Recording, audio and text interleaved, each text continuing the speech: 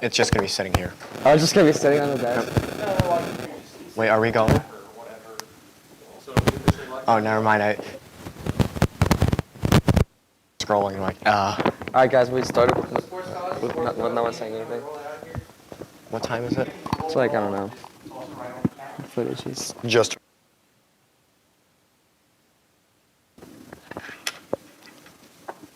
Start reading. Is this working? Are you guys talking? Yeah, we don't hear anything. Huh? It's not saying Aiden, you're What? going. Oh. Read. Good morning, Hornets, and welcome to today's edition of Beech Grove Student Network. I'm Aiden. And I'm Devin. Today's show will include Winter Formal, discovering our secret talents of our students, Spirit Week, Arbory, Gotcha Coupons, and as always, sports. But first, let's get into the end of the week's forecast. For today's weather, temperatures will be rising throughout the day with a high of 58 and a low of 34.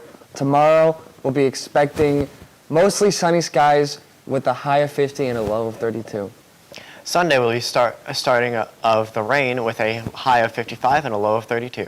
Looks like we'll be starting out this month with loads of rain. Stay dry and warm, Hornets. That's all for weather. Don't forget, Hornets, our winter formal is just around the corner. Student Council has established Spirit Week leading up to the formal itself. Monday is Pajama Day. Tuesday is wear the color of your class. Freshmen wear white, sophomores wear gray, juniors wear light blue, and seniors wear dark blue.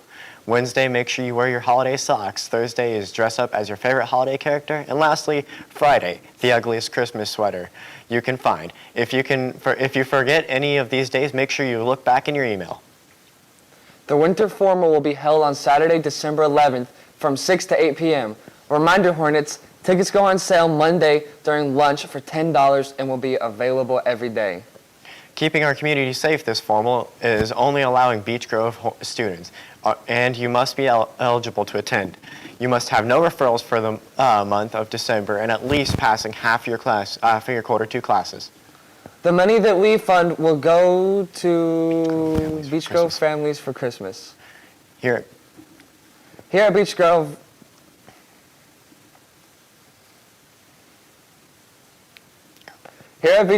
there's many special talents. Jacob has more on a very special one. Here at Beech Grove High School, there's many very talented students here. We have one that's very special. He's from Kyrgyzstan. Mazmaum Atai Mokumbetov. Well, he's not just from a different country. He's also very talented in the arts. I caught up with Atai to get more on why and what he wants to do after high school with this art. Hello, my name is Atai. I'm a foreign exchange student from Kyrgyzstan, and I love doing arts. I'm pretty talented. I want to be an architect in the future. Here are some of his artworks that he's done in school. Man, he's so talented with very minor details being exploded into his pictures. This has been Jacob Skinner with Beech Grove Student Network, signing out now.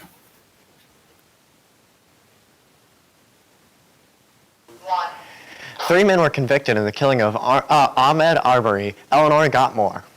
3 men were convicted of murder last week in the killing of Ahmaud Arbery, the black man who was running empty-handed through a Georgian subdivision when the white strangers chased him, trapped him on a quiet street, and killed him with a shotgun.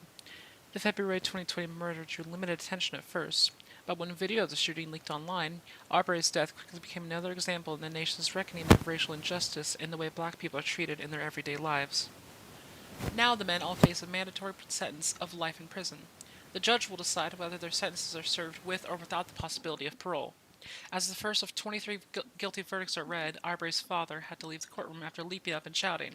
He later commented, "He didn't do nothing but run and dream." The jury deliberated for about 10 hours before convicting Greg McMichael, son Travis McMichael, and neighbor William Bryan. The father and son told police they suspected Arbery was a fleeing burglar, but the prosecution argued that the men provoked the fatal confrontation and there was no evidence Arbery committed any crimes in the neighborhood. In a statement, President Joe Biden said Arbery's killing was a devastating reminder of how much more work the country has to do in the fight for racial justice. The prosecutors did not argue that racism motivated the killing. Federal authorities have charged them with hate crimes, alleging that they chased and killed Arbery because he was black. That case is scheduled to go into trial in February 2022. Now let's toss it over to Kevin for your daily sports.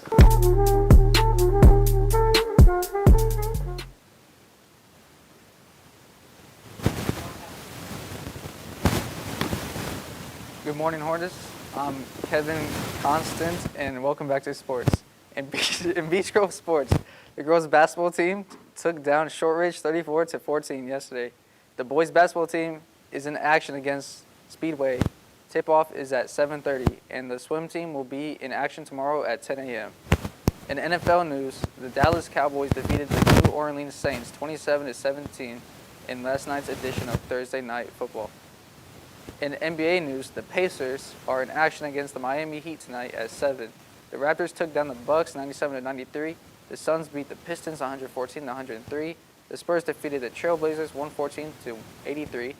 And the Memphis Grizzlies took down the OKC Thunder 152-79 in the largest margin of victory in NBA history.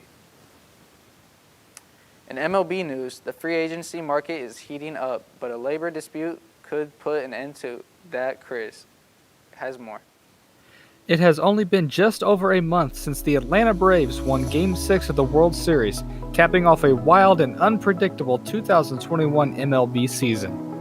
Even though the action on the field is done for the year, there are still plenty of exciting free agency events that have happened over the past couple of weeks. Some major stars of the baseball world are on the move to some new teams, with the biggest so far being Max Scherzer. Max started the year on the Washington Nationals, but was traded to the Los Angeles Dodgers at the trade deadline back in August. Max's contract length was up after the season, which meant he would enter the world of free agency. Scherzer would agree to a 3-year, $130 million deal with the New York Mets. This means that the Mets will now have a 1-2 starting pitching rotation of Jacob deGrom and Max Scherzer. Marcus Stroman is another big-name pitcher that was on the move. Marcus was on the New York Mets this past season and had an ERA of 3.02 in 23 starts. After this season, Stroman was a free agent, and the Chicago Cubs thought that he would be a great start to the team's rebuild. Stroman and the Cubs would reach an agreement on a 3-year, $71 million deal. Another current free agent that is still on the market as of right now is Carlos Correa. Carlos was on the Houston Astros this past season and went to the World Series with them. He had a batting average of .279 and 92 RBIs. Several teams are interested in Carlos, such as the Yankees, Red Sox, Dodgers, and Braves. But the team that I have seen several reports say that they are the most interested in him is the Chicago Cubs. As I mentioned earlier, the Cubs are in a rebuild and need a new star player to lead the team. Carlos could just be that guy. But it may be a little while before we hear a decision on Carlos and all the other free agents out there, because Major League Baseball and the MLB Players Association are having a labor dispute that resulted in the lockout of players by the MLB. This is the first labor dispute since 1995 and ended a streak of 26 years of labor peace by the MLB and the Major League Baseball Players Association. Commissioner of Baseball Rob Manfred said in a letter to baseball fans, quote, "We believe that an off-season lockout is the best mechanism to protect the 2022 season." Manfred also went on to say that it was because of the MLB Players Association's, quote, "unwillingness to move from their starting position, compromise, or collaborate on solutions." The Players Association put out a response to the league, stating, quote, "This shutdown is a dramatic measure regardless of the timing. It is not required by law or any other reason. It was the owner's choice, plain and simple, specifically calculated to pressure players into relinquishing rights and benefits and abandoning good faith bargaining proposals that will benefit not just players, but the game and industry as well." This is not the first time the MLB has had a labor dispute. In 1994, a mid-season strike was formed by the Players Association that resulted to the cancellation of the rest of the season. To this day, some Montreal Expos fans still believe that they were the best team in baseball that year, and if it wasn't for the strike, the Expos would have went on to win the '94 World Series. For BGSN Sports, I'm Chris Hammer. For sports, and I'm back to you guys at the desk. Thanks, Kevin. Before we wrap up our show, here's this week's winner of Gotcha Coupons. Our staff winner of the week is Tweety in the athletic department and Mrs. Pfister. Our student winners are Stephen Goodman and Emma Wheeler. Please make your way to the main office. That's all for BGSN. Hornets, teachers, please go hit that bell icon right now so you will never miss an amazing show. Also, be sure to follow us on Twitter and social media at Beech Grove Student Network if you would like to see fun photos and behind the scenes and more reconstruction updates. I'm Aiden. And I'm Devin.